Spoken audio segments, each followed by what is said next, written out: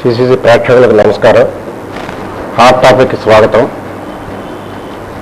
వస్తు సేవల పన్ను జిఎస్టీలో ప్రవేశించి మన దేశం దాదాపు 200 గంటలైంది. జిఎస్టీ మీద విస్తృత అవగాహన కోసం సిసిసి చేపట్టిన చర్చావేదిక పరంపరలో భాగంగా ఇవాళ మనం మరికొంతమంది నిపుణులతోటి ఈ కార్యక్రమం నిర్వహించుకుంటున్నాం. ముందుగా వాటిని పరిచయం చేసుకుందాం. ఆర్థిక శాస్త్ర అధ్యాపకులు, విశ్లేషణ నిపుణులు శ్రీ ఎస్ పురుషోత్తం గారు, బ్యాంకింగ్ రంగ నిపుణులు, ఆర్థిక సలహాదారు శ్రీ సివిఎస్ సుబ్రహ్మణ్యం గారు, అలాగే ఆంధ్రప్రదేశ్ టెక్స్టైల్ ఫెడరేషన్ ఉపాధ్యక్షులు శ్రీ పోకల సీతయ్య గారు, ఆంధ్రప్రదేశ్ క్రెడాయ్ వైస్ ప్రెసిడెంట్, ఇంతకుముందు కోశాధికారిగా, నగరానికి క్రెడాయ్లో అధ్యక్షులుగా, క్రెడాయ్లో అనేక మందిని క్రెడాయ్లో భాగస్వాములు చేస్తున్న ఒక ఉద్యమకర్తగా మనందరికీ సుపరిచితులు శ్రీ బొడ్డుగు శ్రీనివాస్ గారు.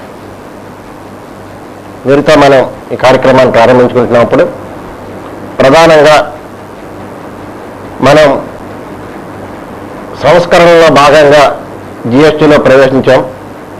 ఇంకా ఈ జిఎస్టీ వద్దు, కావాలి, ఇలాంటి వాటిలన్నింటికంటే కూడా ఎంత అవసరం, ఇందులో కావాల్సిన రిఫార్మ్స్ ఏంటి, లేకపోతే ఇందులో కావాల్సిన సవరణలు ఏమిటి, లేదంటే అసలు ఇది ఎందుకు ఈ ఆలోచన చేయాల్సి వచ్చింది, ప్రపంచం ఎలా పరిగెడుతోంది, ఇలాంటి విషయాల మీద కొంత అవగాహన పెంపొందించుకోవడం కోసం ఇద్దరు నిపుణులను మనం ఆహ్వానించున్నాం.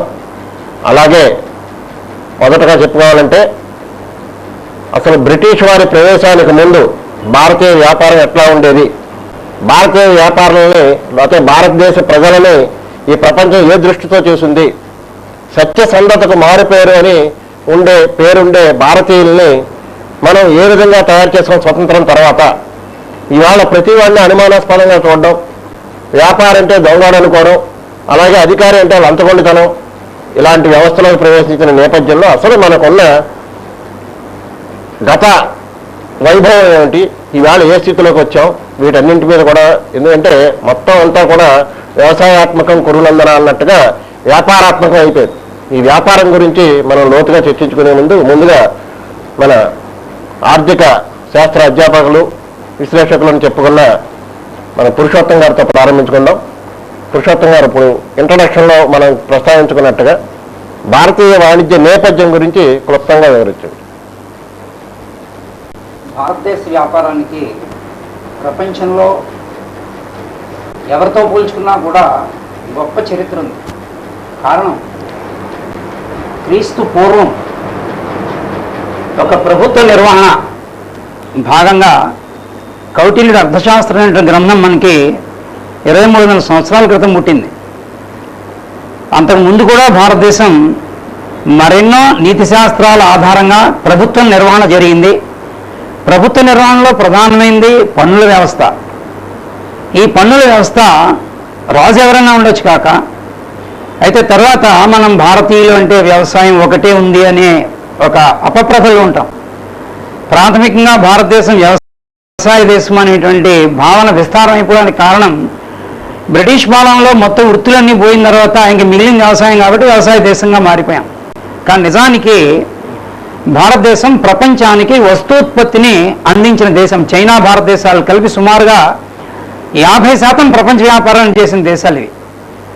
అంచేత వేణుగోపాల్ రెడ్డి గారు, రిజర్వ్ బ్యాంక్ మాజీ గవర్నర్ గారు, ఎమర్జింగ్ దేశాలు అని వీటిని పిలుస్తుంటే, ఎమర్జింగ్ అన్నదో రీఎమర్జింగ్, తిరిగి మళ్ళీ పునరుజ్జీవనంలోకి వస్తున్నాయి, ఒకప్పుడు అభివృద్ధి చెందిన దేశాలు ఇవి అని.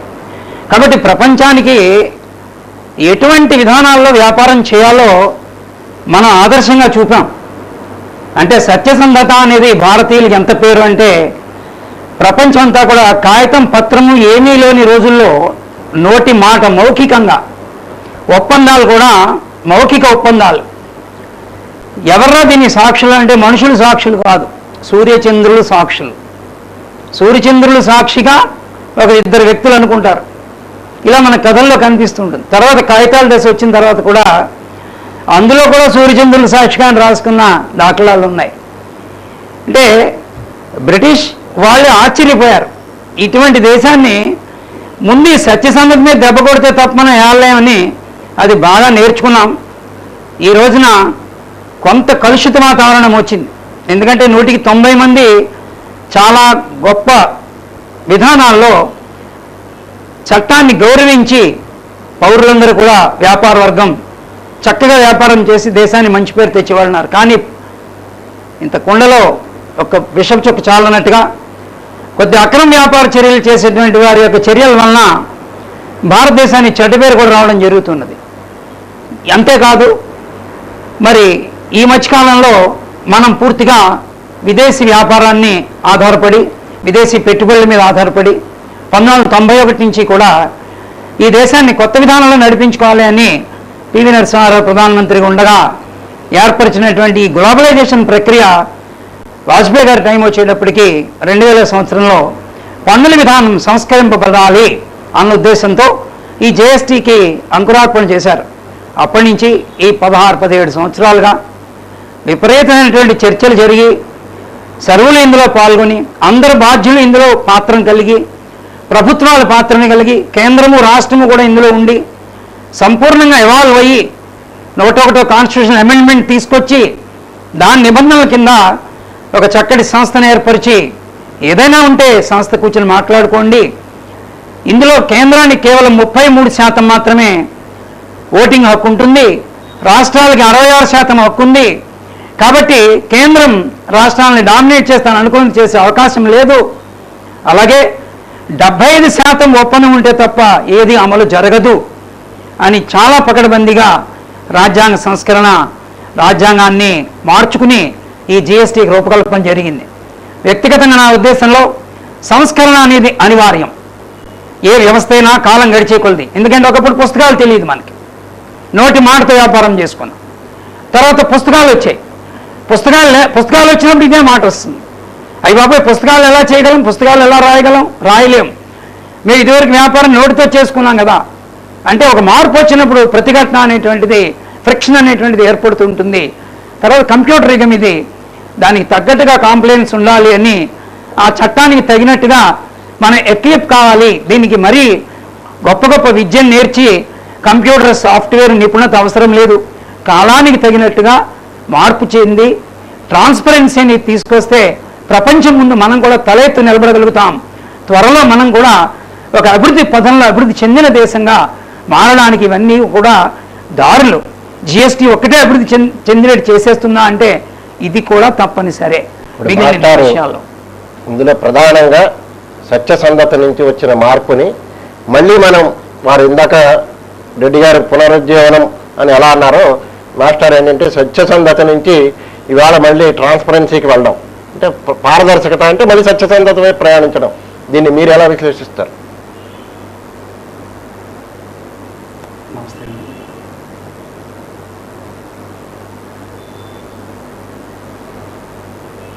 చేంజ్ అనేది ఎప్పుడు కూడా యాక్సెప్ట్ చేయాల్సిందే.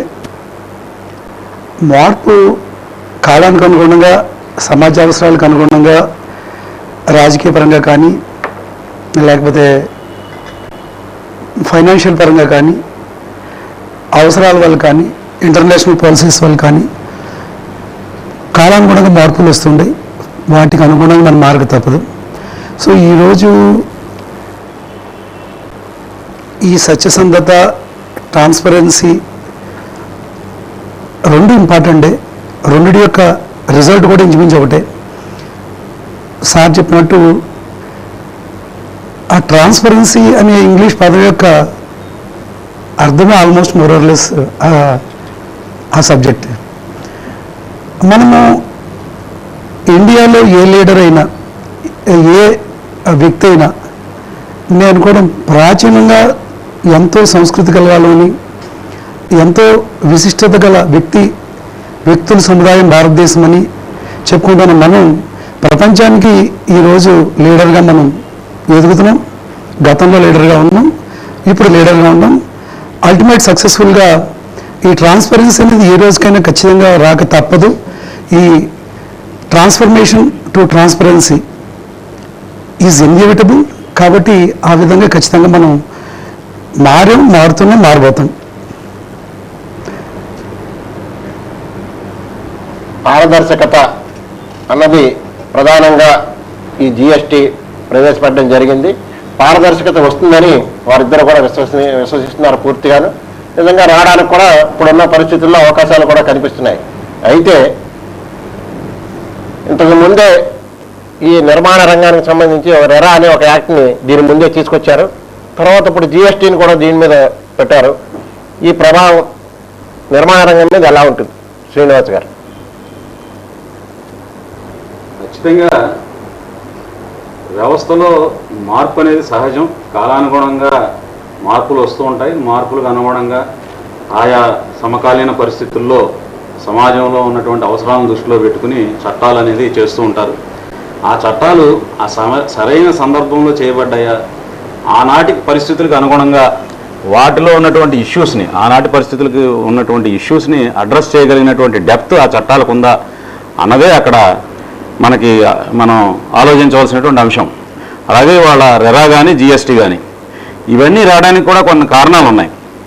నిర్మాణ రంగంలో కూడా కొంతమంది బిల్డర్లు తమ గ్రీడీనెస్ తోటి కస్టమర్స్ని కొంతమందిని ఇబ్బంది పెట్టినటువంటి పరిస్థితుల్లో కస్టమర్స్ అనేక సివిల్ లిటిగేషన్స్ కోర్టులకు వెళ్ళడం, సుప్రీంకోర్టు దాకా వెళ్ళి సుప్రీంకోర్టులో అనేక కేసులు పెండింగ్లో ఉండడం, అంటే మీ చట్టాల్లో లొసుగుల వల్లనే ఇన్ని కేసులు వస్తున్నాయేమో, ఇవన్నీ అపరిష్కృతంగా ఉండిపోతున్నాయి, కన్జ్యూమర్స్కి చాలా ఇబ్బంది కలుగుతుంది, కాబట్టి మీ చట్టాలను మార్పు చేయాల్సిన అవసరం ఉందని చెప్పి సుప్రీంకోర్ట్స్ కూడా కామెంట్ చేసినటువంటి నేపథ్యంలో ఈ రెరా చట్టాన్ని తీసుకురావడం జరిగింది, రియల్ ఎస్టేట్ రెగ్యులేటరీ యాక్ట్.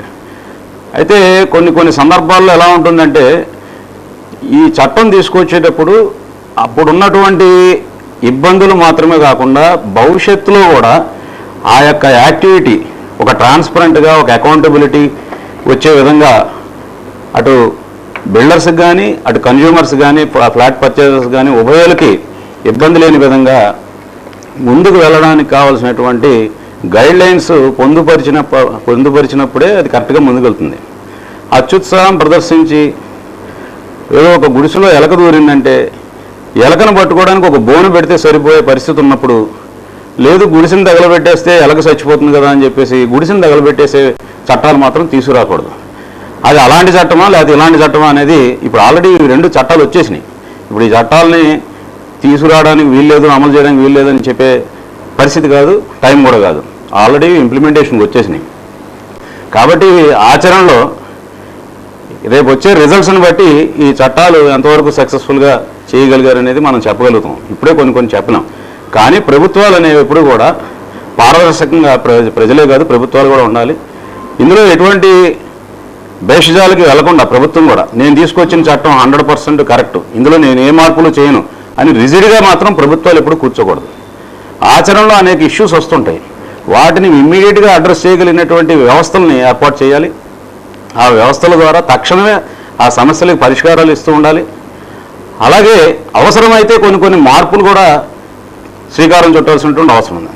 అది చాలా ఫాస్ట్గా ఎంత తొందరగా ప్రభుత్వాలు ఆ పని చేస్తుంటే ఆ చట్టాలు అంత బాగా ప్రజలకు ఉపయోగపడతాయి. లేకపోతే అవినీతి అధికారులకి అవి ఉపయోగపడే పరిస్థితి ఉంటుంది.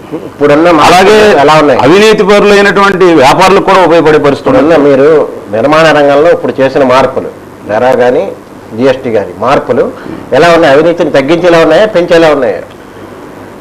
కొన్ని పరిస్థితుల్లో అవినీతి తగ్గే పరిస్థితి ఉంది. కొన్ని కొత్త డిపార్ట్మెంట్స్ని ఇంట్రడ్యూస్ చేయడం వలన అవినీతి కూడా పెరగడానికి కూడా అవకాశం ఉంది. అంటే ఇందులో అధికారులకు జవాబుదారీతనం తీసుకొచ్చిన దాఖలాలు లేవు. రెరా చట్టంలో బిల్డర్ వలన డిలే అయితే మొత్తం జరిమానా అంతా బిల్డర్ మీద పెట్టాడు. కానీ కొన్ని సందర్భాల్లో ఒక అపార్ట్మెంట్ కన్స్ట్రక్షన్ డిలే అవడానికి బిల్డరే కాకుండా కొన్ని డిపార్ట్మెంట్స్ కూడా కారణాలు అవుతాయి. ఆ కారణం అయినప్పుడు ఆయా డిపార్ట్మెంట్స్ కారణం అయినప్పుడు ఆ డిపార్ట్మెంట్స్ మీద కూడా మరి రెరా చట్టంలో ఏ రకమైనటువంటి యాక్షన్ తీసుకోవాలనేది పొందుపరిచి ఉన్నట్లయితే బాగుండేది. అలాంటి గైడ్లైన్స్ లేకపోవడం వలన కొంత బిల్డర్లు ఇబ్బంది పడే అవకాశం ఉంది. అంటే నిజాయితీ పరులైన బిల్డర్లు ఇబ్బంది పడే అవకాశం ఉంది. అది ఇప్పుడు శ్రీనివాస్ గారు చెప్పినట్టుగా అధికారులను బాధ్యత చేయకపోవడం అన్నది మన దేశంలో ముందు నుంచి ఉంది.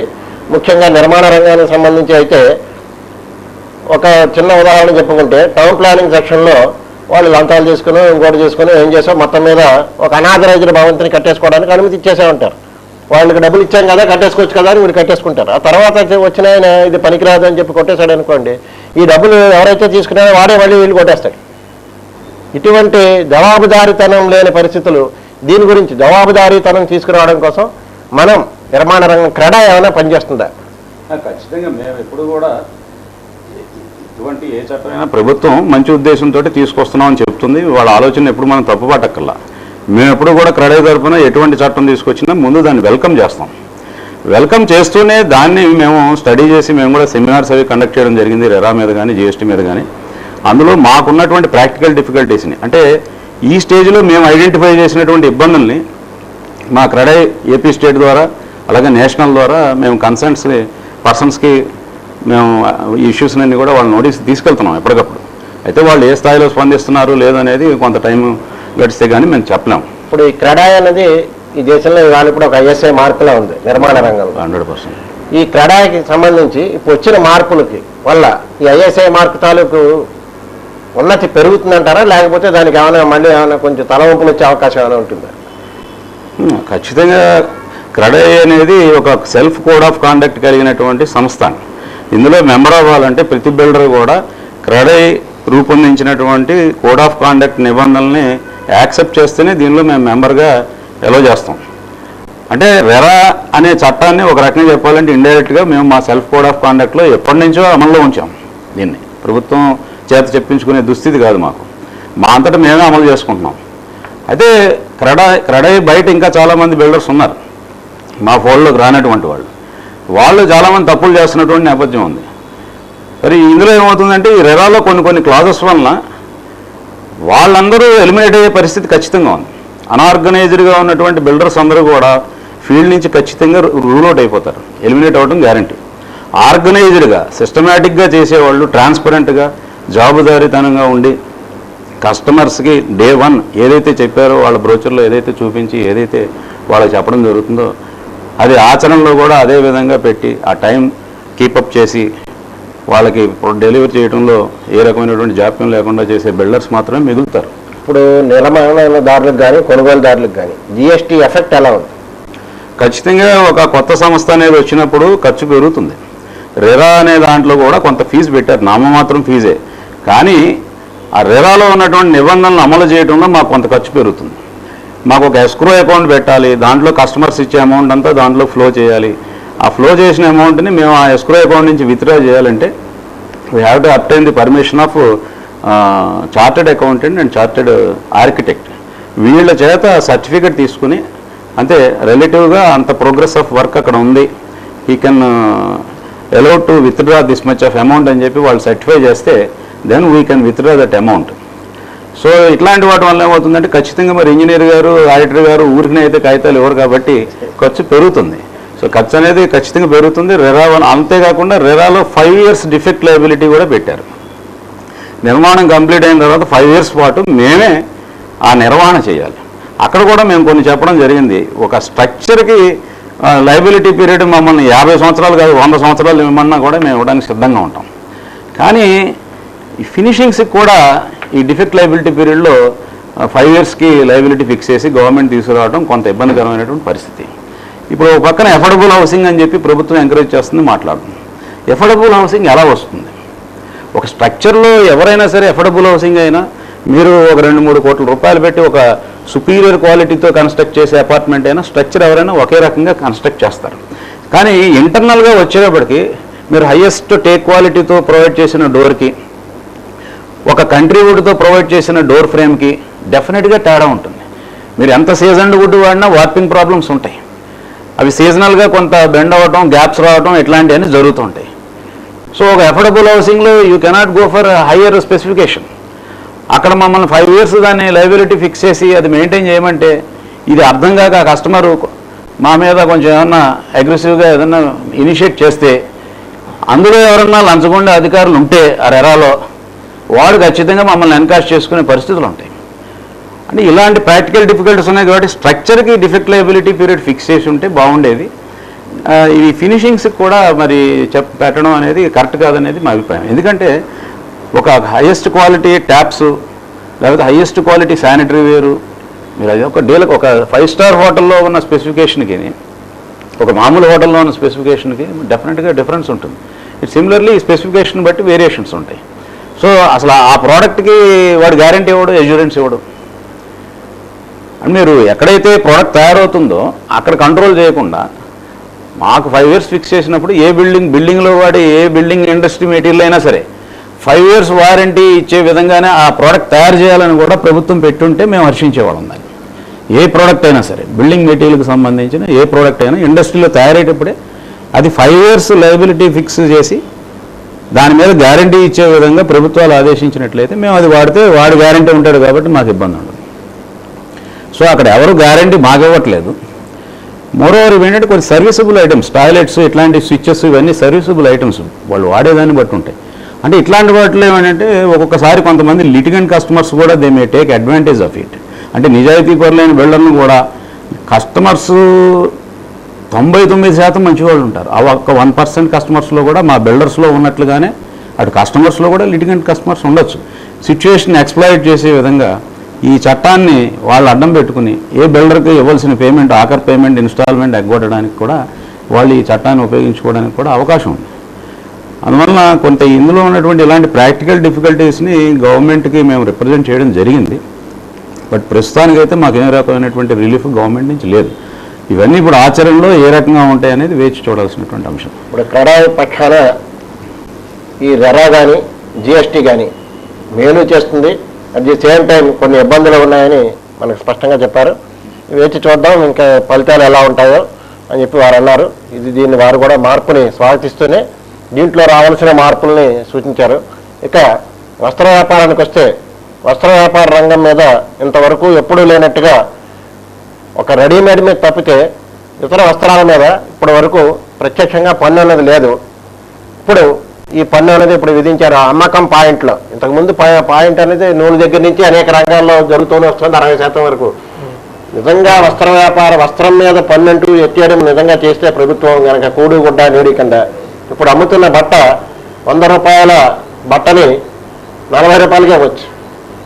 అలా కాకుండా ఇప్పుడు జరుగుతున్నది ఏంటంటే చిలప దగ్గర నుంచి నూనె దగ్గర నుంచి అంటే పత్తి నుంచి నూనె వరకు వచ్చే దగ్గర నుంచి కూడా పన్నుల మీద పన్నులు జరుగుతూనే ఉన్నాయి.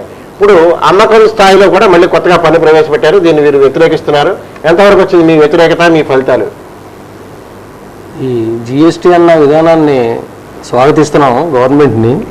అయితే అట్ ది సేమ్ టైం ఈ జిఎస్టీ విధానాన్ని అమలు చేసే ముందు మన భారతదేశ గతంలోకి వెళ్తే స్వాతంత్రం వచ్చిన తర్వాత నుంచి నుండి 1956 సంవత్సరంలో పండిత్ జవహర్లాల్ నెహ్రూ గారు మన దేశ ప్రజల యొక్క ఆర్థిక పరిస్థితులను గమనించి, మన దేశ సంస్కృతిని గమనించి, మనం ఒంటి నిండా బట్ట కట్టుకునే విధానం, చీరలు కట్టుకోవడం కానీ, ప్యాంటు షర్ట్ వేసుకోవడం కానీ మన దేశ సంస్కృతి. బట్టలు చక్కగా చౌక ధరల్లో అందరికీ అందుబాటులో ఉండాలనే ఉద్దేశంతో బట్టల మీద ట్యాక్స్ లేకుండా ఉత్పత్తి స్థాయిలో ట్యాక్స్ వేసే విధానాన్ని అమలు చేయడం జరిగింది. ఆ అమలు చేసే విధానంలో ఎక్సైజ్ డ్యూటీ పేరిట మ్యానుఫ్యాక్చరర్ గారు మిల్లులు బయట కాపలా కాసి డిపార్ట్మెంట్ వారు, ఎక్సైజ్ డ్యూటీ డిపార్ట్మెంట్ వారు పన్ను విధించే దాన్ని కొంతమంది మిల్లర్స్ దోపిడీ చేయడం మీద దాన్ని అవరోధించలేక కొంతమంది స్థాయిలో అధికారులు కూడా పట్టుకోలేక వాళ్ళు అడిషనల్ ఎక్సైజ్ డ్యూటీ పేరిట మళ్ళీ దాన్ని స్లాబ్ సిస్టమ్ అమలు చేయడం జరిగిందండి. ఒక మిల్లులో ఒక నెలకి రోజు 24 గంటలు చొప్పున నెలలు ఉత్పత్తి చేసే కెపాసిటీని బట్టి నెలకింతని ఆ మిల్లుకి ట్యాక్స్ వేసి అడిషనల్ ఎక్సైజ్ డ్యూటీని నువ్వు 24 గంటలు 31 రోజు కూడా తయారు చేసుకోవచ్చు సరుకు అది ఓపెన్గా ప్రకటించడం. దాని మీద వాళ్ళు 24 hours ఉత్పత్తి చేసి క్వాలిటీ తయారు చేసి భారతదేశ ప్రజలందరికీ కూడా అందుబాటు ధరల్లో బట్టలు ఉండాలనే విధానంతో బట్టలను అతి చౌక ధరకు మన దేశంలో విక్రయించి ప్రజలకి అందుబాటు ధరల్లో జరుగుతూ ఉన్నది. అయితే వ్యాట్ చట్టాన్ని 2005లో మన దేశం ఇంపోర్ట్ చేసుకుంది. ఆ తరుణంలో ఈ అడిషనల్ ఎక్సైజ్ డ్యూటీని రద్దు చేసి కేంద్ర ప్రభుత్వం రాష్ట్రాలకి స్వయం ప్రతిపత్తి కల్పించారండి. ఆ స్వయం ప్రతిపత్తి కల్పించి వేసుకుంటే మీరు ట్యాక్స్ వేసుకోవచ్చు మీ ప్రజలకి మీ రాష్ట్రంలో. సెంట్రల్ గవర్నమెంట్ మాత్రం అడిషనల్ ఎక్సైజ్ డ్యూటీ కూడా రద్దు చేయడం జరుగుతుంది మన దేశ ఆర్థిక పరిస్థితులను చూసని. ఒకటైతే రెండో విధానం ఏంటంటే అండి, మన భారతదేశంలో 33% ఇల్లిటరేట్స్, చదువు రాని వాళ్ళు ఎక్కువగా 33% మన దేశంలో ఉన్నారు. అయితే 70 సంవత్సరాల నుంచి వ్యవసాయం మీద ఆధారపడలేక ఎంతో కొంత పెట్టుబడితో స్వయం ప్రతిపత్తిగా వ్యాపారం చేసుకోవాలన్న ఉద్దేశంతో ఈ వ్యాపారం చేసుకుంటే, బట్టల వ్యాపారం చేసుకుంటే ట్యాక్సులు కట్టక్కర్లేదు, గవర్నమెంట్కి లెక్కలు చూపక్కర్లేదు, ఇన్కమ్ ట్యాక్స్ ఒకటే కట్టచ్చు, మనకు ఆదాయం పెరిగితే అన్న ఉద్దేశంతో చదువు రాని వాళ్ళు సొంత పెట్టుబడితో ప్రభుత్వంపై ఆధారపడకుండా నిరుద్యోగులుగా ఉండలేక ఈ వ్యాపారం మీద ఆధారపడి జీవనోపాధి సాగిస్తుంటూ 2 తరాలు అప్పుడే జరిగిపోయినాయండి. ఈ 3వ తరంలో ఇప్పుడు సడన్గా జిఎస్టీ అమలు చేశారు. ఈ జిఎస్టీని 4 అంచెలుగా చేశారు. మ్యానుఫ్యాక్చరింగ్ పాయింట్లో అక్కడ వస్త్రాలు తయారు చేసే కాడ, ప్రింటింగ్ కాడ, ప్యాకింగ్ కాడ ఇలాగ 5-6 అంచెలుగా ట్యాక్స్లు వేసుకుంటూ ఇక్కడ సేల్ చేసే దగ్గర మా దగ్గర అమ్మక పన్ను 5% విధించారు. అదేవిధంగా రెడీమేడ్ వస్త్రాలపై 5%మే కాకుండా 1000 రూపాయలు పైబడిన చీరలు కానీ, ఎంబ్రాయిడరింగ్ చీరలు కానీ ఏ వస్తువుని సరే రెడీమేడ్లో 12% విధించారండి. అంటే ప్రస్తుతం మన డ్వాక్రా మహిళలు తయారు చేసే రాజమండ్రిలో ఉదాహరణ ఏంటంటే చీరల బేలు వస్తుందండి. ఒక 100 చీరల బేలు, 100 చీరల బేలు వస్తే ఆ ప్లెయిన్ చీరలు ఎవరికో డ్వాక్రా మహిళకి ఇచ్చి ఎంబ్రాయిడరీ చేయమని కానీ, దాని మీద కుట్లు వేయమని కానీ వేరేగా ఇవ్వడం జరుగుద్ది. దీనికి ఈవే బిల్ కావాలని చెప్పేసి అధికారం ఆప్ చేస్తాం జరుగుద్ది. వాళ్ళు ఏమైనా వ్యాపారం చేసే పరిస్థితి కాదు డ్వాక్రా మహిళలు. ఈ సందర్భాల్లో అధికారులు వేధింపులు ఎక్కువ జరుగుతాయి. రెండో విధానం ఏంటంటే ఈ ట్యాక్స్ని సంవత్సరానికి 37 సార్లు రిటర్న్ ఫైల్ చేసే విధానం వీళ్ళకి తెలియదు. అసలు బిల్లు రాయడమే రాదు. చదువు లేని వాళ్ళు చేసే వ్యాపారం ఇది ఎక్కువగా. దీంట్లో 98% వ్యాపారస్తులందరూ కూడా చదువు రాని వాళ్ళేనండి. మన దేశంలో జరిగే మాల్స్ వ్యాపారం కానీ, పెద్ద పెద్ద మల్టీనేషనల్ కంపెనీస్ కానీ, చైన్స్ కానీ వీళ్ళతో కంపేర్ చేసుకుంటే 1% మాత్రమే ఉంటారు. వాళ్ళు 99% నిరుద్యోగులుగా వ్యాపారస్తులు ఉంటారు. కుటీర పరిశ్రమలాగా ఒక కుటుంబ పోషణ గురించి బట్టల వ్యాపారం చేసుకుంటూ, మూటల వ్యాపారం చేసుకుంటూ, సంతల వ్యాపారం చేసుకుంటూ, ప్లాట్ఫామ్ మీద అమ్ముకుంటూ వాళ్ళు జీవనోపాధి గడుపుతూ ఉంటారు. వీళ్ళ మీద ఈ జిఎస్టీ పెట్టడం వల్ల ప్రభుత్వానికి వచ్చే ఆదాయం ఎలాగున్నా కానీ ప్రభుత్వాధికారులు మాత్రం దోపిడీ విధానాన్ని ఎక్కువగా ప్రోత్సహించడం జరుగుతుంది. గవర్నమెంట్ కంపల్సరీగా ప్రభుత్వం వారు ఈ జిఎస్టీని అమలు చేయడం వల్ల ప్రభుత్వాధికారులు ఈ బట్టలపై జిఎస్టీని అమలు చేయకుండా వాళ్ళు లంచగొండితనాన్ని బాగా మితిమీరి పోషించడం జరుగుద్ది. ఈ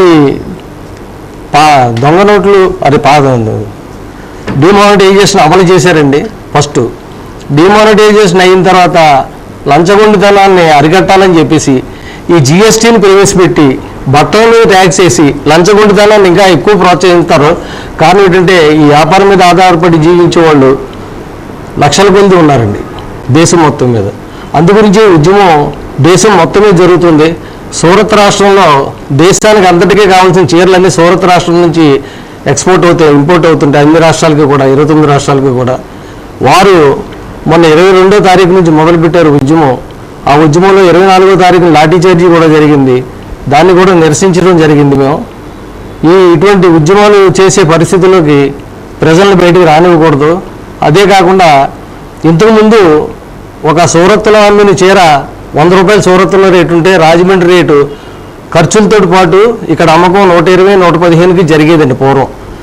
ఇప్పుడు జిఎస్టీ అమలైన తర్వాత అది ఏమవుద్దంటే 18% అక్కడ ఏమన్నా ప్రింటింగ్ ధర, 18% డైయింగ్ కదా, అదే ప్యాకింగ్ ధర 3%, ఇక్కడ అమ్మకం దగ్గర 5%, ఇంచుమించు 50 నుంచి 55%. అదే ఎంబ్రాయిడింగ్ ఇవన్నీ చేయించి పెడితే దాన్ని మళ్ళీ 12% ట్యాక్స్ కట్టాలా. అది 100 రూపాయల చీర ఇక్కడ 155 రూపాయలు అవుతుంది, 45% పెరుగుతుంది. చెప్పేది ఏంటంటే ఒక వస్తువు ఢిల్లీలో అయినా రాజమండ్రిలో గల్లీలో అయినా ఒకటే రేటు కోసం జిఎస్టీ పెట్టామంటున్నారు. మీరు చెప్పేది ఏంటంటే సూరత్లో రేటు వేరు, ఇక్కడ రేటు వేరు అంటున్నారు. ఏంటి వైవిధ్యం? అక్కడ మ్యానుఫ్యాక్చరింగ్ తయారైన చీర అమ్మేయడానికి సరిపోదండి. అది దాని ప్రింటింగ్ పంపించాలా, డైయింగ్ పంపించాలా, దాన్ని ప్యాకింగ్ చేయాలా, అంచెలంచెలుగా చీర తయారై ఇక్కడికి వర్తకుడి దగ్గరికి వస్తుంది.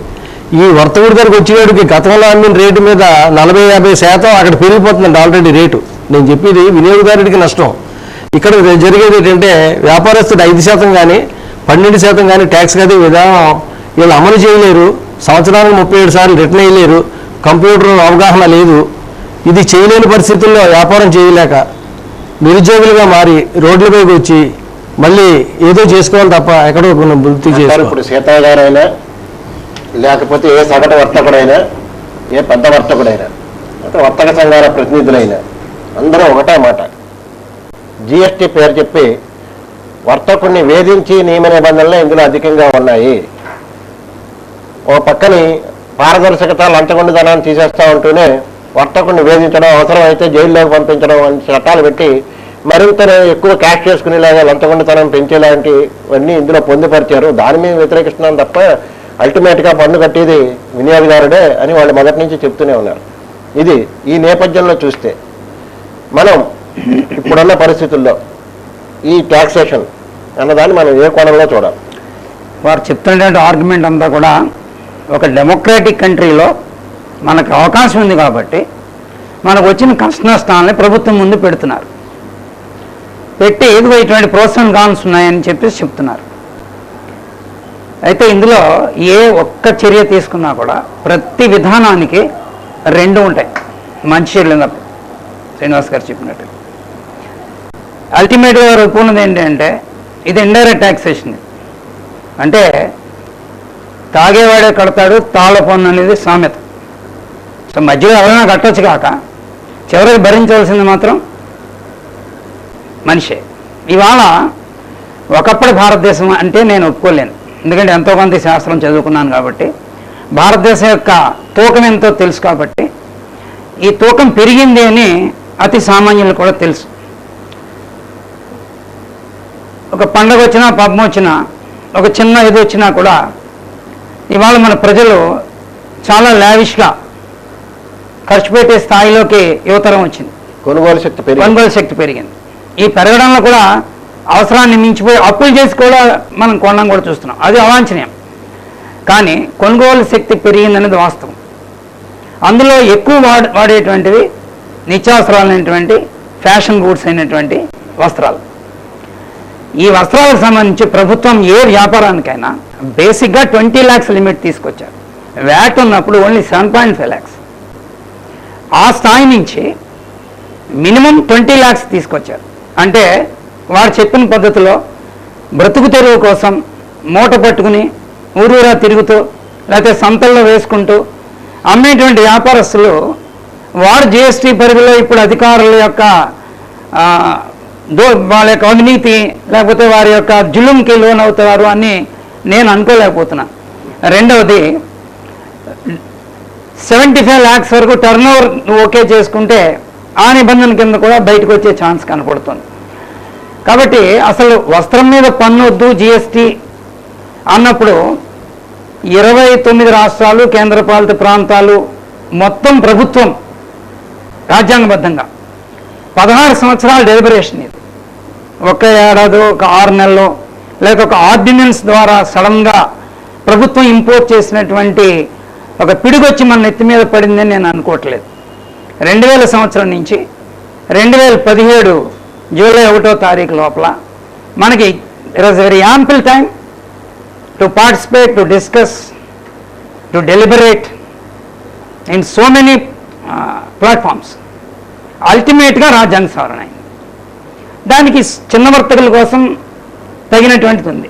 అయితే వారు చెప్పినట్టుగా ఎక్కడైనా ఇటువంటి అవినీతి కానీ పరిస్థితి ఉంటే అక్కడ వర్తక సంఘాల యొక్క పాత్ర ప్రాధాన్యత తీసుకుంటుంది.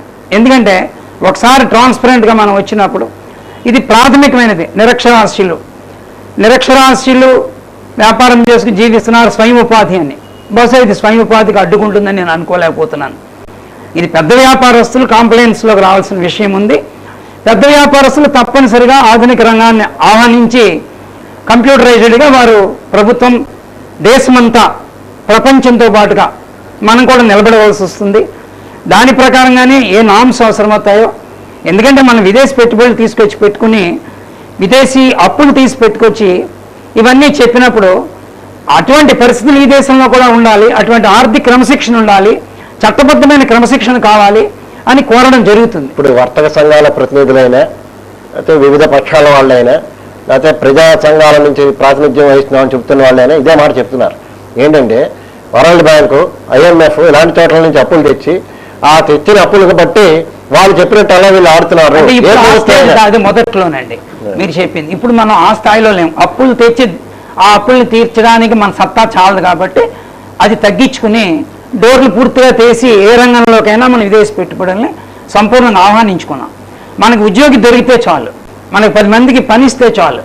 కాబట్టి ఏ రంగంలోనైనా హైటెక్ నుంచి లోటెక్ వరకు ఏ రంగంలోనైనా మనం విదేశీ పెట్టుబడిని తీసుకొచ్చి ఆయా పరిశ్రమలో మనం పనిచేస్తూ ఆదాయం సంపాదించుకుంటే చాలు అనే పరిస్థితుల్లో మన దేశం మారిపోయాం మనం ఇప్పుడు. దాన్ని అందరూ ఒప్పుకోవాలి, తప్పదు. ఎందుకంటే చాలా సింపుల్ మాట, అమ్మైనా పెట్టాలి అడుకనైనా తినవాలి అని. సో మనకి 130 కోట్లు అయిపోయి జనం మనమే మనం పోషించిన మనమే మనం నిర్మించిన. మీరు ఆ మాట దగ్గరే అమ్మైనా పెట్టాలి అడుక్కునైనా తినేవాళ్ళన్న చోట ఇంకో మాట కూడా అందరి దగ్గర నుంచి వస్తున్న వ్యతిరేకత ఏంటంటే ప్రధానంగా ఈ సంస్కరణలు ఇవన్నీ కూడా ఈ బిజినెస్ చైన్స్ ఎంకరేజ్ చేయడం కోసం ఉద్దేశించినట్టుగా ఉన్నాయి. కస్టమర్ ఒక్క నిమిషం, ఇక్కడ నాకు గతంలో 2004 సంవత్సరంలో ఇంట్రడ్యూస్ అయినటువంటి వ్యాట్కి ఇప్పుడు జిఎస్టీకి ఉన్న డిఫరెన్స్ ఏంటంటే ఇన్పుట్ క్రెడిట్లో డిఫరెన్స్ ఏం లేదు. సెన్వాట్ ఏదైనా సెంట్రల్ గవర్నమెంట్ ఎలా అయితే ఇన్పుట్ క్రెడిట్స్ ఉన్నాయో అలాగే స్టేట్ వ్యాట్లో ఎలా అయితే ఇన్పుట్ క్రెడిట్స్ ఉందో అది సేమ్ కంటిన్యూ అవుతుంది, ఏమి డిఫరెన్స్ లేదు. ఇక్కడ ఉన్న డిఫరెన్స్ ఏంటంటే ట్యాక్స్ ఇన్వాయిస్ టాలీ కావాలి. మనకు అమ్మిన వాడు వేస్తాడు, రిటర్న్ ఇస్తాడు. మనకి ఇన్పుట్ క్రెడిట్ రావాలి అంటే మనం రిటర్న్ వేయాలి. ఈ రెండు టాలీ కావాలి. ఈ రెండు టాలీ కాకపోయినప్పుడు మీకు ఇన్పుట్ క్రెడిట్ మీకు వచ్చే ఛాన్స్. ఇప్పుడు మళ్ళీ మొదటికి వెళ్తే మనం ఈ టాలీ కావడమే సత్యసంధత. ఎస్ సార్, ఎందుకంటే కష్టమైన నిష్ఠూరమైన ఇది మొదట్లో ఉండే టీచింగ్ ట్రబుల్ తప్ప ఇది మనం చేయలేంది, సాధించలేంది, మనం నిలబడలేంది మాత్రం కాదు. ఒక కొత్త వ్యవస్థని ఆహ్వానించినప్పుడు దానికి తగినట్టుగా ఎక్విప్ అవడం అనేటువంటిది పెద్దవాళ్ళైనా ముందుకు వచ్చి చేసేయాలి. అఫ్కోర్స్ లక్షల మంది కోసం మనం ఎదురుకొచ్చి వీళ్ళు ఇబ్బంది పడుతున్నారు అని డెమోక్రాటిక్ రైట్ను వాడుకుని ప్రభుత్వాన్ని అడగచ్చు. ప్రభుత్వం గుడ్డిగా మన దారికి రానప్పుడు మనకి సుప్రీంకోర్టు వరకు రాజ్యాంగం ఇచ్చిన సర్వ హక్కులు ఉన్నాయి, దీన్ని అడ్డుకోవచ్చు. నిజంగా ప్రభుత్వం ఇన్ని లక్షల మంది పట్టుకొట్టేస్తుంది అని మాత్రం నేను అనుకోలేను సార్. కారణం ఏంటంటే ఇది అభివృద్ధి కోసం ప్రపంచంలో జరుగుతున్న మార్పులకు అనుగుణంగా ఇంత విశాల దేశంలో ఒక ట్రాన్స్పరెన్సీ కోసం బ్రాడ్ పర్స్పెక్టివ్లో చూస్తే జిఎస్టీ అనేది ఒక యాంగిల్ తప్ప జిఎస్టీయే ఫైనల్ కాదు. మనకి ఒక్క నిమిషం, అలాగే మళ్ళీ నెక్స్ట్ టైం చెప్తాను, మీరు కంటిన్యూ చేయండి. ఇప్పుడు వారు అన్నట్టుగా జిఎస్టీ అన్నది ఈ బ్రాడ్ పర్స్పెక్టివ్లో ఒక భాగం, ఒక ప్రధానమైన భాగం. ఎందుకంటే ఇప్పుడు వ్యాపారంతోనే సంస్థ ఉంది కాబట్టి ఇది చూసుకున్నప్పుడు ట్యాక్స్ నెట్ పెంచారు, ట్యాక్స్ పరిధి పెరిగినప్పుడు ఇన్ని స్లాబులు ప్రపంచంలో ఏ దేశంలోనూ కూడా జిఎస్టీ అమలు చేసిన ఏ దేశంలోనూ లేనన్ని స్లాబులు, ఇంత 28%, ఇది కాక ఇంకా పైన. ఇది ఒకటైతే, రెండవది ప్రధానమైనవి పెట్రోలియం ఉత్పత్తులను కానీ అలాగే మద్యాన్ని కానీ ఇందులో తీసుకురాపడం. దీని మీద ఏమంటారు మీరు? ఒక బ్రాడ్ పర్స్పెక్టివ్లో మనం ఆలోచించినట్లయితే ఇండియాలో ఒక బిగ్ ట్యాక్స్ రిఫార్మ్ ఇది అందరూ చెప్తుంది. అసలు ఇది ఎందుకు ఈ రిఫార్మ్స్ అవసరమై ఇండియాకి? మీరు చెప్తున్న పాయింట్లే, ఎక్కడెక్కడ అవినీతి, లంచగొండితనం, ట్రాన్స్పరెన్సీ లేకపోవడం, బ్లాక్ మనీ, ఇవే కదా ఇండియాని పట్టిపీడిస్తున్న అంశాలు. ఈవేళ ఏ సెక్టార్లో అయినా సరే except very limited sectors like public banking and insurance ఈ టైప్ ఆఫ్ యాక్టివిటీస్ ఉంది తప్ప మిగిలిన ఆల్ ప్రొడక్టివ్ అండ్ సర్వీస్ సెక్టార్స్లో ఎంత శాతం ఈవేళ ఫ్యాక్ట్స్ బయటకు వస్తున్నాయి? ఎందుకు బ్లాక్ మనీ ఇంతలా రిఫార్మ్ అవుతుంది? ఎందుకు ప్రొక్యూర్ అవుతుంది? Why it is not getting streamlined? అసలు ఈవేళ మనకు డిమానిటైజేషన్ ఎఫెక్ట్ కానీ లేకపోతే ఈవేళ జిఎస్టీ రిఫార్మ్ కానీ whatever reforms you are going to bring now, ఇది కేవలం ఎవరో ఒక ప్రభుత్వం పెట్టింది కాదండి. ఏ ప్రభుత్వం అయినా ఇదే చేస్తుంది. ఇద్దరు మీరు ఎనీ ప్రభుత్వం మీ చాణక్యుడి కాలం నుంచి ఇప్పటివరకు తీసుకుంటూ వస్తే ప్రతి ప్రభుత్వం పని ఏంటంటే they are going to stream line, they are going to consolidate, they are going to stream line the entire resources. ఈ రిసోర్సెస్ యాక్సెప్ట్ చేసి ఈ రిసోర్సెస్ స్ట్రీమ్ లైన్ చేయాలంటే ఖచ్చితంగా ట్రాన్స్పరెన్సీ అవసరం. ట్రాన్స్పరెన్సీ అవసరం అనుకుంటే మనకి ఈ రోజు డిజిటలైజేషన్ వచ్చింది కాబట్టి అసలు ఈ రిఫార్మ్స్కి అసలు స్టేజ్ ప్లాట్ఫామ్ మీద ఏర్పడింది. అసలు ఆ డిజిటైజేషన్, కంప్యూటరేషన్ లేక పాతకాలం లాంటి లెక్కలు రాసుకునే సిస్టమే ఉన్నట్టయితే అసలు ఇవాళ రిఫార్మ్సే లేవు. దీనికి పివి నరసింహారావు గారు ఖచ్చితంగా సాల్యూట్ చేయాలి. ఆర్థిక సంస్కరణలు స్వాగతం పలికింది ఆయన. The great Manmohan Singh had introduced and these people they are going to do it. So గ్లోబల్గా అసలు బేసికలీ నేషనల్ లెవెల్ ఇంట్రెస్ట్ మనం పార్టిసిపేట్ చేసి చూసినట్టయితే ఇక్కడ ట్యాక్స్లు 5%, 12%, 18%, 28% అనేది మీరు చూస్తున్నారు. మీరు ఒక్కసారి ఎర్లియర్ స్టేట్ వైజ్ వేసుకున్న రేట్లు కంపేర్ చేయండి. వాటికంటే ఇవి ఎంతవరకు ఎక్కువ ఉన్నాయి, ఎన్ని ఎక్కువ ఉన్నాయి. అది మీరు చూసినట్లయితే definitely you can understand. Even 31%, 32% వస్తున్నవి. ఈవెన్ మొత్తం కేరళలో అయితే 40% ఉంది ట్యాక్స్ సిస్టమ్ మొత్తం. Ultimate body the maximum. ఇవాళ now it's limited to 28%. And that too మీరు చెప్పిన ఎక్స్ట్రా అబౌట్ 28% ఉన్నవి ఏమైనా ఉన్నట్టయితే that's only luxurious sectors which automatically government denies that one. So common మ్యాన్కి ఇండియన్ ఎకానమీకి స్ట్రెంథన్ చేయడానికి ఒక సిస్టమ్ కావాలి. ఆ సిస్టంలో అందరూ జవాబుదారులు అవ్వాలి. ఎవరి పని వాళ్ళు చేయకుండా దేశం బాగుండాలంటే ఎలా ఉంటుంది? సో ఐ బిలీవ్ ఈ జిఎస్టీ అనేది పెద్ద ట్యాక్స్ రిఫార్మ్ అని గవర్నమెంట్ చెప్పారు కాబట్టి దీనివల్ల జీడిపి 2% దాకా పెరిగే అంచనాలు ఉన్నాయని అంటున్నారు. ఖచ్చితంగా 1% అయినా పెరుగుతుందని నేనైతే నమ్ముతున్నాను. అంటే over period of first 1 year 2 years. ఈ బ్లాక్ మనీ పోగబడే వ్యాపారాలు వ్యవహారం అనేది ఇప్పుడు ఈ జిఎస్టీ వచ్చిన తర్వాత ప్రధానంగా పారదర్శకత కోసం తెచ్చింది కాబట్టి ఇప్పుడు ఎంత బ్లాక్ మనీ ఉండి ఉండొచ్చు అంటే ఎంత పర్సంటేజ్ బ్లాక్ బిజినెస్ అయి ఉండొచ్చు, అది వైట్ బిజినెస్ ఎంత పర్సంటేజ్ రావచ్చు? ఇండియన్ స్టాటిస్టిక్స్ చెప్తుందండి అంటే ఇండియాలో ఇప్పటివరకు రిపోర్టింగ్ ఏం జస్ట్ 30 to 40% అండి టోటల్ ట్రాన్సాక్షన్స్లో. Remaining 60% not coming to stream line. అసలు రావట్లేదు సిస్టంలోకి. ఏ సెక్టర్ మీరు తీసుకోండి అంటే రెగ్యులేటెడ్ సెక్టర్ వద్దు, అన్రెగ్యులేటెడ్ సెక్టర్స్ ఎక్కువ. సో ఈవేళ ఎందుకండి ఇప్పుడు మీ సర్వీస్ ట్యాక్స్ సింపుల్ ఇష్యూ ఉంది కదా. సర్వీసెస్ ప్రొవైడ్ చేస్తున్న వాళ్ళు they so call professionals, so call transparent people, so call white collar people ఎంతమంది వాళ్ళు ఇన్కమ్ ట్యాక్స్ దగ్గరికి వచ్చేటప్పటికి రిటర్న్ చూపించగలుగుతున్నారు? మీరు శాంపుల్ సర్వే చేసినట్టయితే ఒక పలానా ఆయన ఈయన ఎంత సంపాదిస్తారంటే ఈయన కూడా పెద్ద ఆయన, but how much he is paying tax? ఇది మన ఫైనాన్స్ మినిస్టర్ గారు మన బడ్జెట్లో చెప్పారు, మోడీ గారు చెప్పారు. How many people are they are going to do it? అసలు ఎంతమంది రిటర్న్స్ చేస్తున్నారు? ఇవాళ డూ యూ బిలీవ్ ఒక 2 లక్షల జీతం సంపాదించే వ్యక్తి పెద్ద వ్యక్తి అండి ఇండియన్ ఎకానమీలో? కాదు కదా. సో ఇండియన్ ఎకానమీలో after 2 lakhs is nothing but is నా ఉద్దేశం middle income group people they are earning now. But అలా అయితే ఎంత ట్యాక్స్ రావాలి, అలా అయితే ఎంత ట్రాన్సాక్షన్స్ మనకి రికార్డ్ కావాలి. సో ఈవేళ ఏంటంటే మొత్తం any sector, even for example RERA గురించి సార్ చెప్పారు, is most experienced builder and as well experienced very resourceful person. Srinivas గారు అంటే ఆర్డినరీ వ్యక్తి కాదు. ఐ లైక్ హిమ్ ఎందుకంటే ఆయన మొదటి నుంచి ఒక కొత్త క్రియేటివిటీ గురించి పరిశోధించే వ్యక్తి ఆయన. సో వాళ్ళు చెప్తున్నారు. కానీ ఈవేళ real estate sector one of the black money promote చేస్తోంది అని చెప్పి గవర్నమెంట్ రిపోర్ట్స్ చెప్తున్నాయి. అది నిజమా కాదా అనేది ప్రజలకు తెలుసు, అది మనకే తెలుసు. ఎందుకంటే ఎవ్రీ వన్ హ్యావ్ డన్ ఒక సైట్ పర్చేజ్ చేయడమో ఇల్లు కట్టడమో చేసాం, ఎంత రైట్ పెట్టాం అంత బ్లాక్ పెట్టాం. గవర్నమెంట్ రిజిస్ట్రేషన్ వాల్యూస్ ఎలా ఉన్నాయి? కాదండి, గవర్నమెంట్ రిజిస్ట్రేషన్ వాల్యూస్ కూడా అలాగే ఉన్నాయి. ఒక పాయింట్ కరెక్టే సార్. ఈవేళ ఏంటంటే మన ఇండియన్ కల్చర్ ఏమైపోయిందంటే ప్రభుత్వానికి లెక్క చెప్పడం తప్పనిసరి అయితే లెక్క చెప్పకూడదు అనే మైండ్ సెట్లోకి వెళ్ళిపోయింది ప్రజల యొక్క మైండ్ సెట్. సో మనం ట్యాక్స్ పే చేసి రిమైనింగ్దే మన ఆదాయం అనుకుందాం అనే మైండ్ సెట్ పబ్లిక్లో రాలేదు. సో ఆ పబ్లిక్లోకి రావాలంటే ఈ ట్రాన్స్పరెన్సీ లెవెల్స్ పెరగాలంటే ఈవేళ వస్తున్న రిఫార్మ్స్ మనం ఇన్వైట్ చేయక తప్పదు. అంటే నేషనల్ లెవెల్లో పెట్రోలియం ప్రొడక్ట్స్ మినహాయింపు చేయడానికి నా ఊహ ప్రకారం ఒకటే అండి, పెట్రోలియం మీద డైరెక్ట్గా మనం ఆధారపడలేము. వీ హ్యావ్ టోటల్లీ ఫారెన్ ఏదో ఒక దేశం మీద ఆధారపడి ఉన్నాం. మన దేశం మీద డైరెక్ట్గా మన దేశంలో ఉత్పత్తి అయ్యే పరిస్థితి కానీ మన కెపాసిటీలో 10-20% నుంచి మిగిలినంతా కూడా we are going to import here only.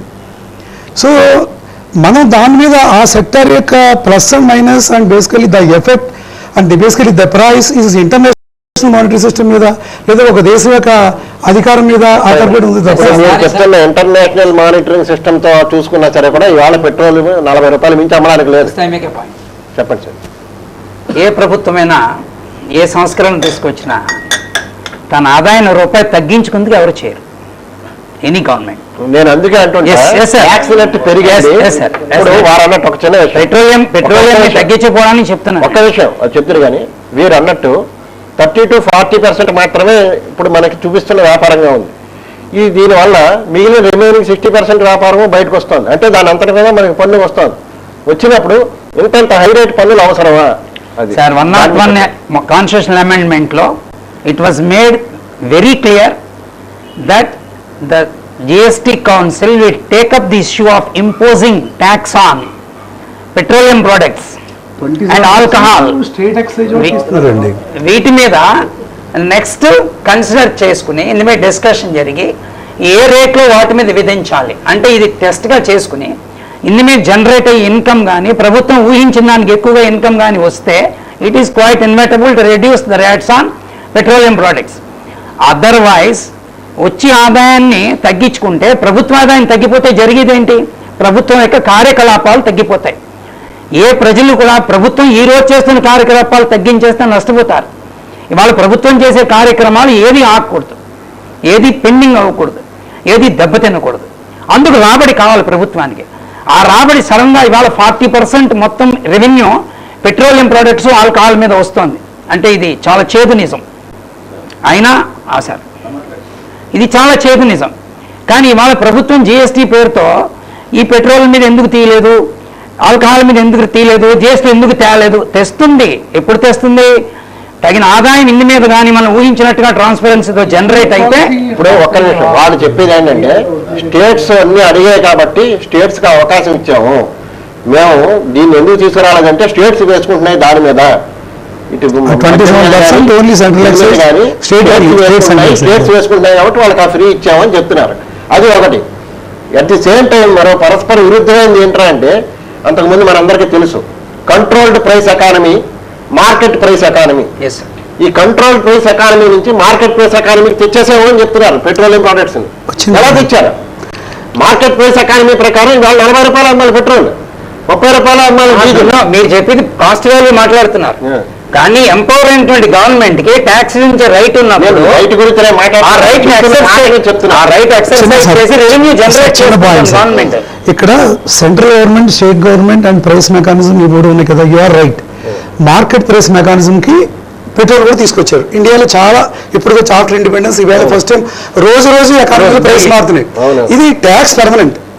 But the manufacturing cost at the foreign నుంచి మనకు వచ్చే అది నుంచి చూసారు బ్యారల్ సిస్టమ్ అది అవసరం అవుతుంది. ఇండియాలో నా ఓ ప్రకారం ఈ జిఎస్టీ వల్ల, ఈ GST over a period of long term, so 2 years 3 years వచ్చేటప్పటికి డెఫినెట్లీ విల్ హ్యావ్ ఖచ్చితంగా 20% మనకు ప్రైసెస్ తగ్గుతాయండి. ఇంకొకటి ఇన్ఫ్లేషన్ రెగ్యులేట్ అవుతుంది. మీరు ఇన్ని రేట్ల నుండి జిఎస్టీ సింగిల్ ట్యాక్స్ ఏంటి అని ఒకటి మాట్లాడుతున్నారు. ఇది కంట్రీ వైడ్ ఒక వస్తువు మీద ఒక పన్ను ఉంటుంది తప్ప ఒక పన్ను రేటు అన్ని వస్తువుల మీద ఉండడం అనేది అశాస్త్రీయమైన విషయం. అది ఎందుకంటే ఒక సబ్బు మీద ఒక కారు మీద ఒక పన్ను రేటు ఎప్పుడు ఉండదండి. కాబట్టి వివిధ స్లాబ్లు అనేవి తప్పు. అంటే ఒక సబ్బు ఉంది, ఒక రేట్ సబ్బు మీద ఉన్న స్లాబ్ కంట్రీ అంతా ఒకటే ఉండడం అనేది ఇక్కడ ఉన్నట్టు యూనిఫామిటీ, అది ఇక్కడ మనం ఆశిస్తున్నది. అలాగే ఇక్కడ డిఫరెంట్ వర్గాల ప్రజలు ఉన్నారు ఆర్థికంగా. కాబట్టి వాళ్ళకి తగినట్టుగా ఈ స్లాబ్స్ ఫిక్స్ చేసుకోవాలి. ఇవాళ డైరెక్ట్గా ఎఫెక్ట్ అవుతున్నారు అంటే నేను కూడా దానికి అంగీకరించేది. సర్వీస్ ట్యాక్స్ దగ్గర 15% సర్వీస్ ట్యాక్స్ 18% అవ్వడం వలన 3% అనే బర్డెన్ సామాన్యుడు దాని మీద చేస్తాడు. కానీ ఇది కాంపెన్సేట్ అవుతుంది మిగిలిన వాటి మీద తగ్గడం వల్ల. ఓవరాల్ బడ్జెట్ ఎస్టిమేట్ కూడా ఫుడ్ ప్రొడక్ట్స్ మీద, బేసిక్ లెవెల్లో వాడే ఫుడ్ ప్రొడక్ట్స్ మీద no tax sir. 3% service tax గురించి మనం చేస్తున్నాం. మీరు చెప్తున్నట్టుగా కొన్ని ప్రోడక్ట్స్ మీద కొంత రిలీఫ్ వచ్చి ఉండొచ్చు సార్ జిఎస్టీలో ప్రజెంట్ ట్యాక్స్ స్ట్రక్చర్లో. కానీ కొన్ని ప్రోడక్ట్స్లో చాలా అశాస్త్రీయంగా కొంత చాలా ఎక్కువగా ఫిక్స్ చేయడం జరిగింది. అంటే ఇక్కడ కొన్ని అప్రహెన్షన్స్ ఎందుకు వచ్చినాయంటే ప్రజల్లో కూడా ఒక బెంజ్ కారు, ఆడి కారు చాలా డ్రాస్టిక్గా రేటు తగ్గింది. జిఎస్టీ ఇంప్లిమెంట్ అయిన తర్వాత ఒక విలాసవంతమైన ఒక లగ్జరీ కారు రేటు విపరీతంగా తగ్గింది. ఒక సామాన్యుడు మధ్యతరగతి వాడు కొనుక్కునే కారు నామమాత్రంగా తగ్గింది. ఆ ప్రపోర్షనేట్గా చూసుకుంటే అది చాలా ఎక్కువ తగ్గింది. అంటే సరైన కసరత్తు జరగలేదు. అంటే ఇలాంటి వాటి వలన పబ్లిక్లో కొంత అసంతృప్తి పెరిగే అవకాశం ఉంది. ఎప్పుడు కూడా బాధ్యత ప్రజలకు మాత్రమే కాదు, అంటే ఎవరిది ముందు బాధ్యత అనేది ఎప్పుడు కూడా డిబేటబుల్ అంశం. అటు ప్రభుత్వాలు కూడా ఖచ్చితంగా ప్రజలకు నమ్మకాన్ని కలిగించాలి. ఎందుకు బ్లాక్ మనీ పెరుగుతుంది? దానికి ప్రజలు ఒక్కళ్ళే కారణమా? ప్రజల ఆలోచన విధానమే కారణమా? ప్రభుత్వాలు కారణం కాదు. ప్రభుత్వాలు కూడా మనం 100 రూపాయలు పన్ను కడుతుంటే 100 రూపాయల పన్ను నా పిల్లల ఎడ్యుకేషన్కి, నా పిల్లల హెల్త్కి, నా చుట్టూ ఉన్న ఇన్ఫ్రాస్ట్రక్చర్కి ప్రభుత్వం చాలా చక్కటి quality education, quality health, quality infrastructure ఇస్తుంటే మనం ₹1 ఎక్కువ పన్ను కట్టడానికి ముందుకు వస్తాం. We welcome it. మనం పన్నులు కడుతున్నామే కానీ మనకు వచ్చే బెనిఫిట్స్ ఏదో మనకి ప్రపోర్షనేట్గా ఆ రేట్ కనపట్ల, ఆ గ్రోత్ కనపట్లేదు. అందువల్ల ప్రభుత్వాలు కూడా నమ్మకం కలిగిస్తూ బ్యాలెన్స్ చేసుకుంటూ వెళ్ళాల్సినటువంటి బాధ్యత ప్రభుత్వాలకు కూడా ఉంది ఖచ్చితంగా. శ్రీనివాస గారు, ప్రజల ఆలోచన కూడా ఎలా ఉందంటే ప్రభుత్వాలు పన్నులు వసూలు చేస్తున్న మొత్తాల్లో 175% ఈ నిర్వహణ మీదే ఖర్చు పెట్టేస్తున్నారు. నిర్వహణ అనే సెన్స్ ఉన్న యంత్రాంగం మీద, ఈ వ్యవస్థ మీద, లేకపోతే విమానాల్లో తిరగడం మీద, కార్ల మీద, వీటి మీద, జలసాల మీద, సర్కారు వ్యవహారాల మీద, వీటి మీద 75% ఖర్చు పెట్టేస్తున్నారు. డెఫినెట్గా ప్రజలకు నిజంగా ఏదైనా చేయాలనుకుంటే అప్పులు చేస్తున్నారు. ఇందాక మీరు చెప్పినట్టుగా సార్, ఇప్పుడు బ్లాక్ మనీ అనేది రియల్ ఎస్టేట్ ఇండస్ట్రీలో ఖచ్చితంగా ఉంది. మేము మా క్రయ తరపున రీసెంట్గా ఫైనాన్స్ మినిస్టర్ గారికి ఒక 2 రిప్రజెంటేషన్స్ ఇచ్చాం. రియల్ ఎస్టేట్ ఇండస్ట్రీలో బ్లాక్ మనీ తగ్గించడానికి మా వైపు నుంచి ఇచ్చిన సూచన ఏంటంటే, గవర్నమెంట్ ఫిక్స్ చేస్తుంది సబ్ రిజిస్ట్రార్ ఆఫీసులో ఈ దానవాయిపేటలో గజం వాల్యూ ఎంత ఉండాలనేది సబ్ రిజిస్ట్రార్ గారు ఫిక్స్ చేస్తున్నారు. దాని మీద 7.5% స్టాంప్ డ్యూటీ వసూలు చేస్తున్నారు. మేమేం చెప్తున్నామంటే, రియలిస్టిక్గా మార్కెట్ ప్రైస్కి సబ్ రిజిస్ట్రార్ వాల్యుయేషన్కి మధ్యలో చాలా హ్యూజ్ గ్యాప్ ఉంటుంది. మీరు పెంచండి, మార్కెట్లో ప్రివైలింగ్ మార్కెట్ రేట్స్ ఎలా ఉన్నాయో ఆ రేటుకి తీసుకెళ్ళండి, స్టాంప్ డ్యూటీని తగ్గించండి. గవర్నమెంట్ ఆదాయం తగ్గదు కదా, రెవెన్యూ తగ్గించుకోవాలి. రెవెన్యూ తగ్గదు, రెండుకి వస్తుంది. వాస్తవం 50,000 ఉంటే 50,000, 60,000 చేసాం. అలాగే ఒక ల్యాండ్ అమ్మినప్పుడు అట్లీస్ట్ మీరు కన్స్ట్రక్షన్ ఇండస్ట్రీకి ఉపయోగించడానికి ఒక సైట్ ఏదన్నా తీసుకున్నప్పుడు ఆ ల్యాండ్ ఓనర్కి క్యాపిటల్ గెయిన్ ట్యాక్స్ నుంచి ఎగ్జామ్షన్ ఇవ్వమని అడిగాం. Capital gain tax short term 30% వసూలు చేస్తున్నారు, లాంగ్ టర్మ్ 20% వసూలు చేస్తున్నారు. అది చాలా హ్యూజ్ అమౌంట్ వచ్చేస్తుంది ఈ గ్యాప్స్లో. కృష్ణకుమార్ గారు, జిఎస్టీ తెచ్చినటువంటి ఒక గొప్ప అడ్వాంటేజ్ ఏంటంటే, ఇవాళ మనం ఇదివరకు పన్నులు కట్టాం, దేనికి ఎంత కట్టాం మనకేం తెలుసా? ఏమీ తెలియదు. మనం ట్రాన్స్పరెంట్ సిస్టమ్. ఇవాళ మనం మాట్లాడుతున్నాం నేను ఇంత పన్ను కడుతున్నాను అని, అది జిఎస్టీ సక్సెస్. ఎందుకంటే ఇవాళ ప్రోడక్ట్ వాల్యూ ఎంత, అన్ని మీద మనం కడుతున్న పన్ను ఎంత అన్ని రూపంలో మనకు రాబోతుంది. అది ఎప్పుడైతే వచ్చిందో ఈయన చెప్పినట్టుగా సోషల్ రెస్పాన్సిబిలిటీ అనేటువంటిది పెరిగి ప్రభుత్వాన్ని క్వశ్చన్ చేసే నేచర్ వస్తుంది. అది కేవలం డైరెక్ట్ ట్యాక్స్లో వస్తుంది. ఇన్కమ్ ట్యాక్స్ పే చేసి వాళ్ళు ఇప్పుడు నా ఆదాయంలో ప్రతి రూపాయి ట్రాన్స్పరెంట్ కాబట్టి నేను ఎంత పన్ను కడుతున్నానో గవర్నమెంట్కి నాకు తెలుసు, నా ఆదాయంతో గవర్నమెంట్ తెలుసు కాబట్టి నేను గవర్నమెంట్ ఏంటి ఇలా తడవేసేస్తోంది అని ఇంకొకటి అనగలుగుతాను.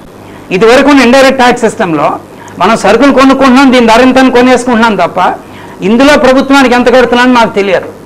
ఇవాళ జిఎస్టీ చేంజ్ చేసిందంటే అవేర్నెస్ తీసుకొచ్చింది. ఇందు మీద నేను ఇంత పన్ను కడుతున్నాను అంటే ఇప్పుడు మనం క్వశ్చన్ చేస్తాము గవర్నమెంట్ని. అంటే సక్సెస్ గవర్నమెంట్స్ కూడా భవిష్యత్తులో ఇంత పన్ను తీసుకుంటున్నాం కాబట్టి జస్ట్ లైక్ డైరెక్ట్ ట్యాక్స్ లాగా ప్రజల్ని మబ్బులో పెట్టే అవకాశం అయితే లేదు. కానీ దీనివల్ల ట్యాక్స్ కాంప్లైన్స్ ఎప్పుడైతే పెరిగిందో, ఇన్ని బహుళ వస్తువులు తయారైపోయే భారతదేశంలో అత్యధిక పన్ను రేట్ 28% సార్ ఉన్నట్టుగా కొద్ది వస్తువుల మీదే ఉన్నాయి. మ్యాక్సిమం 12-18 మధ్యలో ఉన్నాయి, ఎక్కువ 12, రిమైనింగ్ 18లో ఉన్నాయి. Yes sir. ఏమండి, సామాన్యులకు అవసరమైన అన్నీ కూడా 5%లో ఉన్నాయి. ఇక అతి ముఖ్యమైనవన్నీ కూడా 0లో ఉన్నాయి. ఇవన్నీ తీసుకుని మనం మాట్లాడినప్పుడు ఇవాళ కొత్తగా పిడుగులు మన మీద మాత్రం పడలేదు అనేది నేను వ్యక్తిగతంగానే భావిస్తున్నాను. మా బిల్డింగ్ ఇండస్ట్రీ మీద మాత్రం జిఎస్టీ భారంగానే ఉందని మా అభిప్రాయం అండి. కొత్తగా వస్తున్నందుకు కాదండి, మేము కేస్ స్టడీస్ కూడా చేసాం. గతంలో మాకు వ్యాట్ 1.25%, సర్వీస్ ట్యాక్స్ 4.5%, ఆల్టుగెదర్ 5.75% ఉండేది. దట్ ఇన్ కాంపోజిషన్ స్కీమ్లో చాలా ఈజ్ ఆఫ్ డూయింగ్ బిజినెస్ అని ఏదైతే గవర్నమెంట్ చెప్తుందో మాకు ఆ 2 డిపార్ట్మెంట్స్ని డీల్ చేసినప్పటికీ కూడా ఆ సిస్టంలో చాలా ఈజీగా ఉండేది మాకు అడ్రస్ చేయటం 2 డిపార్ట్మెంట్స్ని. ఇప్పుడు 5.75 అని గవర్నమెంట్ 12% చేసింది. అంటే అఫ్కోర్స్ 12 పెట్టారు, ముందు ల్యాండ్ కాంపోనెంట్ కూడా ఇంక్లూడ్ చేసి పెట్టారు. మేము దాన్ని క్వశ్చన్ చేసేటప్పటికి ల్యాండ్ మీద ఆల్రెడీ స్టాంప్ డ్యూటీ మేము పే చేస్తున్నాము, సో ఇది మల్టిపుల్ ట్యాక్సేషన్ అవుతుందని చెప్పేసి మేము అడ్రస్ చేయగానే దాని మీద సుప్రీంకోర్టు కూడా వెళ్ళడానికి మేము ప్రిపేర్ అవుతుండగా గవర్నమెంట్ జస్ట్ ముందు రోజు జిఎస్టీ అమల్లోకి రావడానికి ముందు రోజు మమ్మల్ని 18%లో ఫిక్స్ చేసి ల్యాండ్ మీద అబేట్మెంట్ 1/3 ఇచ్చారు. ఏదైనా ఒకటే అయింది, కానీ టెక్నికల్గా తప్పించుకుంది గవర్నమెంట్. ఫర్టిలైజర్ మీద కూడా 12 అనౌన్స్ చేసి 5 తగ్గించారు. అంటే ఇప్పుడు ఇందాక వస్త్ర వ్యాపారస్తుల యొక్క సమస్యను తీసుకొచ్చినప్పుడు ఇటువంటి మార్పులు వచ్చే అవకాశం ఉంది. డిఫరెంట్ ప్రెషర్ గ్రూప్స్ వర్క్ చేస్తాయి, ప్రభుత్వం మీద ప్రెషర్ చేస్తాయి, దీనివల్ల ప్రజలు కష్టపడతారంటారు. అదంతా మళ్ళీ డిస్కషన్లోకి వస్తుంది. అంటే ఇప్పుడు ప్రజలని మభ్యపెట్టకూడదు, నేను చూడమని చెప్పాలి. For some time you bear it. ఇప్పుడు మోడీ గారు డిమానిటైజేషన్ టైంలో ప్రజలందరినీ కూడా ఆయన కొంత సమయం అడిగారు. అలాగే ఇందులో కూడా అడుగుంటే బాగుండేది. దీనివల్ల కొన్ని ఇబ్బందులు ఉంటాయి, నేను మిమ్మల్ని కొంత సమయం అడుగుతున్నానని ఆయన డైరెక్ట్గా అడిగారు, ఓపెన్గా అడిగారు. అలాగే జిఎస్టీలో కూడా అడగాలి తప్పించి జిఎస్టీ వల్ల ధరలు తగ్గిపోతాయని చెప్తున్నారు. ఇక్కడ నా ఒక్క నిమిషం అవకాశం ఇవ్వండి సార్. మా అపార్ట్మెంట్సే తీసుకుంటే మీరు ఇందాక చెప్పినటువంటి బ్లాక్ మనీ గురించి మాట్లాడారు. డిమానిటైజేషన్ తర్వాత మనలో కొంత మార్పు వచ్చింది, వైట్కి వెళ్ళాలని చెప్పి ప్రతి ఒక్కరూ ఆలోచిస్తాం. రెరా చట్టం వలన కూడా మేమంతా కూడా ట్రాన్స్పరెంట్గా వైట్లో బిజినెస్ చేయాల్సినటువంటి పరిస్థితులు వచ్చినాయి. ఇప్పుడు నా ఫ్లాట్ కాస్ట్ గతంలో కంటే ఇప్పుడు నేను వైట్లోకి రావడం వలన మీకు ఆన్ రికార్డ్ ఎక్కువ కనపడుతుంది. ఈ ఆన్ రికార్డ్ ఎక్కువ కనపడుతున్న దాన్ని యాంటీ ప్రాఫిటరింగ్ అనే క్లాజ్ ఒకటి ఇప్పుడు జిఎస్టీలో తీసుకొచ్చారు. ఈ జిఎస్టీలో ఏం చెప్తుంది యాంటీ ప్రాఫిటరింగ్ క్లాజ్ అనేది? నా జిఎస్టీ వలన ధరలు తగ్గిపోవాలి, ఎవడైతే ట్రేడర్ కానీ ఒక బిల్డర్ కానీ వ్యాపారస్తుడు ధర పెంచితే వాడి మీద యాంటీ ప్రాఫిటరింగ్ చట్టాన్ని నేను ప్రయోగిస్తాను, దాన్ని రికవరీ చేసి ఆ లబ్ధిదారుడికి మళ్ళీ నేను ట్రాన్స్ఫర్ చేస్తానని చెప్తుంది. లేదంటే కేసులు పెడతాం, మీ మీద అరెస్ట్ వారెంట్లు ఇవన్నీ కూడా ఇష్యూ చేస్తామని రకరకాల కఠినమైన చట్టాలు తీసుకొచ్చి పెట్టారు. దీన్ని కింది స్థాయిలో అధికారులు మిస్యూజ్ చేసే అవకాశం ఉంది. అంటే ఒక డిపార్ట్మెంట్ వైట్లో డ్రైవ్ చేసింది, దానివల్ల నా ఫ్లాట్ కాస్ట్ పెరిగింది. జిఎస్టీ వలన జిఎస్టీని నేను బ్లఫ్ చేసి కస్టమర్ని నేను ఏదో చీట్ చేసి నేను ఈ రేట్ పెంచానని చెప్పి దాన్ని ఇంటర్ప్రిట్ చేసి ఇంకొక డిపార్ట్మెంట్ దాన్ని వాళ్ళకి అనుకూలంగా ఈ యాంటీ ప్రాఫిటరింగ్ క్లాజ్లో ఫిక్స్ చేసే అవకాశం ఉంది. ఇట్లాంటి practical difficulties finance minister very కేటగారికల్లీ implementation stage లో ప్రస్తుతం ఉంది కాబట్టి Yes. ఆటోమేటికల్లీ ఇవన్నీ రెక్టిఫై అవుతాయి బికాస్ బిగ్ రిఫార్మ్. అది చాలా ఫాస్ట్గా రెక్టిఫై అవుతూ రావాలి. ఏ ట్యాక్స్ ఆఫీసర్ కూడా without government permission inspect any business entity అని ఈ రోజు ఒక క్లారిఫికేషన్ ఫైనాన్స్ మినిస్టర్ నుంచి వచ్చినట్టుగా నేను ఇందాక జస్ట్ చూశాను. ఇప్పుడు ఎలా రోజు రోజు వస్తుంది. చిన్న వ్యాపారస్తులకి మీరు చెప్పినవన్నీ అర్థం కాదు సార్. కరెక్ట్. ఎందుకంటే ఎప్పుడు ప్లాట్ఫామ్ దుకాణం వ్యాపారం చేస్తుంటే ఒక అధికారి వచ్చి ఒక ఇన్స్పెక్టర్ వచ్చి ఆడి దగ్గర నువ్వు 20 లక్షలు కాదు అమ్మిది 30 లక్షలు 40 లక్షలు అమ్ముతున్నావు, నువ్వు ఇంత నాకు ఇస్తావో ఇవ్వని పట్టుకోవడం జరుగుతుందండి. రెండో విషయం, మీరు 15 సంవత్సరాల నుంచి ఎంపవర్డ్ కమిటీ దీని మీద తర్జనబద్ధం చేస్తుందన్నారు. మన జూన్ 3వ తారీఖు వరకు కూడా 0% స్లాబ్లో టెక్స్టైల్ని ఉంచడం జరిగిందండి. ఆలాపే శాతం జూన్ 3వ తారీఖుని దీన్ని 5% ట్యాక్స్లోకి ఎందుకు వేసినట్టు నాకు అర్థం కాలేదు. అంటే 5 కాదు సార్, 1% 0% ఉందండి. జిఎస్టీలో పెట్టారు, జీరోలో పెట్టారండి. మీరు వ్యాట్ లో 1% టర్న్ ఓవర్ ట్యాక్స్ వచ్చినప్పుడు కూడా వ్యాట్ లో లేదండి. వ్యాట్ లో కాదండి, అబ్జెక్ట్ చేశారు కదా. కాదండి, వ్యాట్ లో కూడా 5 రాష్ట్రాలే మన దేశం మొత్తం మీద వేసుకోవడం జరిగింది. ట్యాక్స్ ని వ్యతిరేకించారు. దీని మీద టర్న్ ఓవర్ ట్యాక్స్ కాదండి, వ్యాట్ అండి. ఎంట్రీ ట్యాక్స్ ఎంట్రీ ట్యాక్స్ మీద చేశారు. సో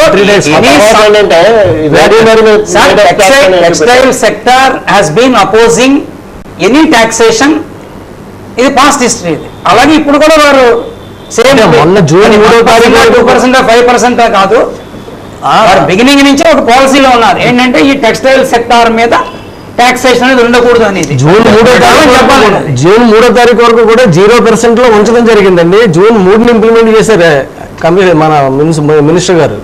జూన్ 3ని ఆల్ ఆఫ్ సడన్గా 15 సంవత్సరాల నుంచి తర్జన చేసి టెక్స్టైల్ మీద ట్యాక్స్ లేకుండా జిఎస్టీ పరిధిలో పెడదాం, 0% లో ఉంచుదామని ఆలోచన చేసిన వాళ్ళు మన జూన్ 3ని ఎందుకు ఇంప్లిమెంట్ చేశారో వాళ్ళకే తెలియదండి. అంత అవసరం లేదు.